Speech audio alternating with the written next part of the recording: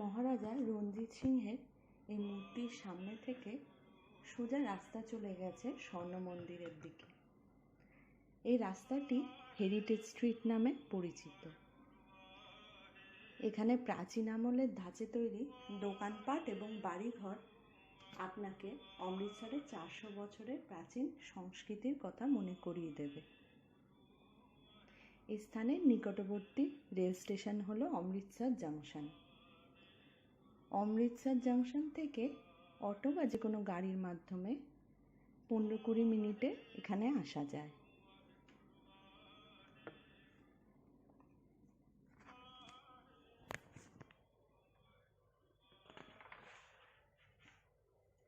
এই গুরুদ্বারাটিতে সকল ধর্মের মানুষ প্রবেশ করতে পারে, তবে এখানে প্রবেশের পূর্বে ভালো করে হাত পা ধুয়ে মাথা ঢেকে প্রবেশ করতে হয় এবং বর্তমানে স্যানিটাইজেশনেরও সুব্যবস্থা করা হয়েছে।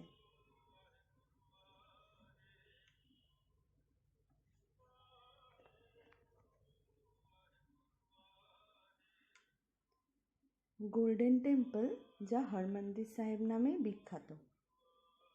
এই কথাটির অর্থ হলো ঈশ্বরের বাসস্থান। এই গুরুদ্বারাটির চারপাশ ঘিরে রয়েছে একটি সরোবর, যা চতুর্থ শিখ গুরু রামদাস নির্মাণ করেছিলেন। একজন মুসলমান সুফি সন্ত সাই মিয়া মীর এই হরমন্দির সাহেবের ভিত নির্মাণ করেছিলেন। 1588 থেকে 1604 পর্যন্ত এই নির্মাণ কার্য চলে।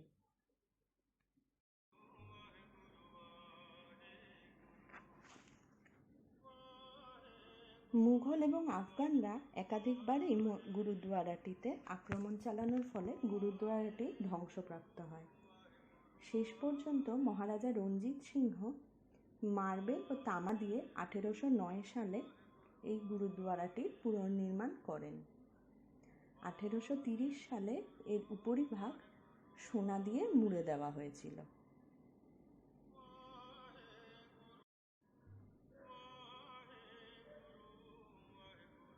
চারটি প্রবেশদ্বার বিশিষ্ট এই গুরুদ্বারাটির মূল মন্দিরকে ঘিরে চারপাশে রয়েছে সেন্ট্রাল শিখ মিউজিয়াম, লঙ্গর, অকাল তখ্ত ও আরও কিছু ইম্পর্টেন্ট বিল্ডিং। ভোর 4টে থেকে এই গুরুদ্বারাটি সকলের জন্য খুলে দেওয়া হয়।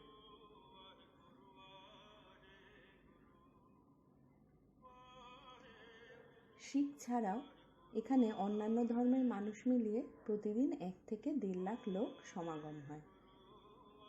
এছাড়াও এখানকার লঙ্গর হলো বিখ্যাত। প্রতিদিন 1 থেকে 1.5 লাখ লোকের লঙ্গর এখানে পড়ে।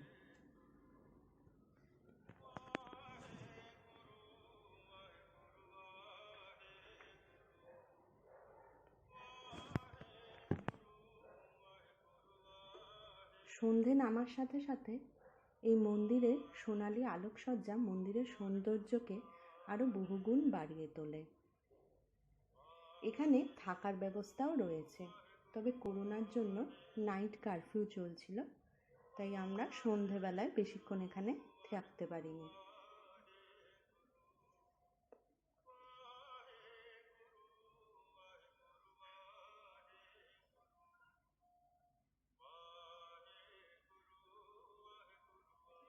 বন্ধুরা, আমার ভিডিওটি যদি ভালো লেগে থাকে তাহলে লাইক ও শেয়ার করে আমাকে উৎসাহ দিতে ভুলবেন না, এবং আরও অনেক নতুন ভিডিও পাওয়ার জন্য আমার চ্যানেলটি সাবস্ক্রাইব করে অবশ্যই বেল নোটিফিকেশনটি অন করে দেবেন।